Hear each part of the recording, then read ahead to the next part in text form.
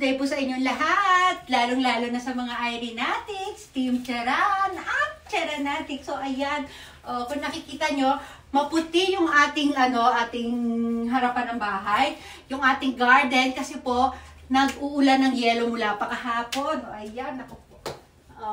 Ang ating tasa, di ba? Naturaw na nga yung mga yelo kasi nga may kasabay na pag-ulan, di ba? Hindi pa ako nakapaglamos, guys, kasi inisip ko baka maubusan na kami ng ng mga yelo dahil natutunaw na talaga sila. Magkape muna tayo, di ba? Yung ating tasa ay merong paaraw. Ayaw, para umaraw na at talagang tuluyan na matunaw tong mga yelo kasi delikado rin po kasi sa daan pagka Ayan. Lapag ko muna dito ha, tapos mag-stomach in tayo. Stomach in, chest out. Ayan, pag chest out nakatingala ha.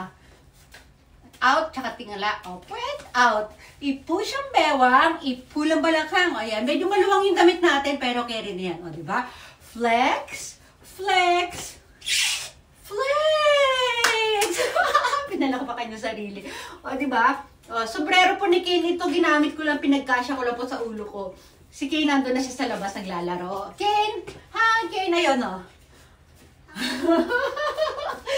Naglalaro na siya ng yellow. Bye!